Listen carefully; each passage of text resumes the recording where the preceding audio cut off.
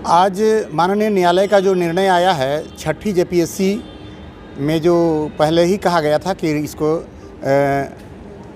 रद्द किया जाता है, यानी कि उसमें संशोधन करके रिज़ल्ट निकालने का। लेकिन हम लोगों का मांग पिछले 5 साल से कर रहे हैं कि ये रद्द हो, क्योंकि इसमें बहुत सारी गड़बड़ियाँ हुई थी। प्राथमिक स्तर से ही पीटी परीक्षा में ही गड़बड़ी हुआ था, काफ़ी लोगों ने इसका विरोध किया था और आनन फानन में सरकार ने एग्ज़ाम लिया उस समय हज़ारों बच्चों ने इसका बॉयकॉट भी किया था, विरोध किया था और ये एग्ज़ाम लेते जा रही थी। सबसे पहले आया रिज़ल्ट 5000, फिर पीटी में रिज़ल्ट आया 6000, विरोध हुआ तो उसके बाद आया 34,000 और उसके बाद फिर 6000 को मुख्य परीक्षा और इंटरव्यू दिलवाया गया। तो ये बहुत ज़्यादा विसंगतिपूर्ण था। अंतिम जब रिज़ल्ट आया था कोरोना काल में, उस समय में हम लोग भूख हड़ताल अनशन किए थे, लगातार आंदोलन किए थे। इसके लिए 550 किलोमीटर तक उलगुलान पदयात्रा भी हम लोगों ने निकाला था छठी जेपीएससी को रद्द कराने के लिए। और प्रतिपक्ष में थे हेमंत सोरेन जी, तब उन्होंने बार बार कहा था, सड़क से लेकर सदन तक उन्होंने लड़ा था हम लोग के लिए, कोई जैसे ही सत्ता में आएंगे इसको रद्द करेंगे। लेकिन कोरोना काल में उन्होंने इसको नियुक्ति दे दिया था। बहुत ही चिंता की बात है और अभी न्यायालय का जो निर्णय है स्वागत योग्य है। और लेकिन एक चीज़ कह सकते हैं कि ये 5 साल जो बर्बाद हुआ और जो सफल हो गए उनका भी बर्बाद हुआ और जो हम लोग जो सड़क पर आंदोलन करते रहे उनका उम्र भी बर्बाद हुआ। तो ये 5 साल हर बार हर जेपीएससी में इसी तरह से होते रहेगा तो झारखंडी युवाओं का ये उम्र जो है और ये जो है ख़त्म होते चला जाएगा। तो ये न्याय कहाँ हुआ? देर में मिला हुआ न्याय नहीं होता है, ये सुप्रीम कोर्ट ने खुद कहा है। तो इतनी लंबी बताइए, अभी जो इसका जो 4 महीना जो सुनवाई 4 महीना पहले ही हो गया था, 4 महीना पेंडिंग रखा हुआ था, 4 महीने के बाद सुनवाई आया। अभी 326 अभ्यर्थी में टोटल तो भ्रष्टाचार नहीं होंगे, कुछ लोग तो ज़रूर उसमें फेयर हुए होंगे, तो उनकी भविष्य उनकी ज़िंदगी दांव पे लटक गया है। और अभी तो ये प्रक्रिया चलेगा ही लगातार। पहली से पीएससी से लेकर यहाँ भ्रष्टाचार हुआ है और लंबे समय से नौकरी कर ही रहे हैं लोग। अभी ये सुप्रीम कोर्ट जाएंगे, फिर वहाँ भी ये 4 साल 5 साल ये चलेगा। यानी बहुत ही चिंता की बात है, बहुत ही चिंता। हाँ, लेकिन तमाम झारखंड के युवाओं को कहना चाहता हूं कि सत्य परेशान हो सकता है, पराजित नहीं।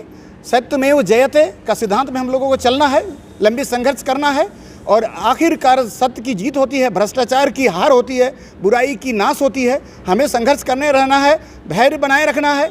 हमें तुरंत परिणाम नहीं मिलेगा क्योंकि बड़ी जो है संघर्ष है, बड़ी जीत मिलने के लिए बड़ा संघर्ष। If you want big opportunity seek out a big problem. इसीलिए हमें इस सिद्धांत पर चलना है कि बड़ी सफलता पाने के लिए लंबे संघर्ष करने की ज़रूरत है मित्रों। और आप लोग जो आंदोलन के लिए तैयार रहिए। ये जो छठी जेपीएससी में जो कारनामा हुआ है, सरकार को मुंह के खानी पड़ी है। कोर्ट ने जेपीएससी का जो है काला कारनामा को सामने लाया है। हेमंत सोरेन के मुंह में ये एक प्रकार से दोबारा तमाचा है, पहले और ये दूसरी तमाचा है। ये तमाचा पे तमाचा उनको मिलेगा। 5वीं और छठी जेपीएससी में जिस तरह से रघुवर सरकार का अंत हुआ था, इसी तरह ये छठी जेपीएससी और 7वीं जेपीएससी में हेमंत सोरेन जी का नाश होगा।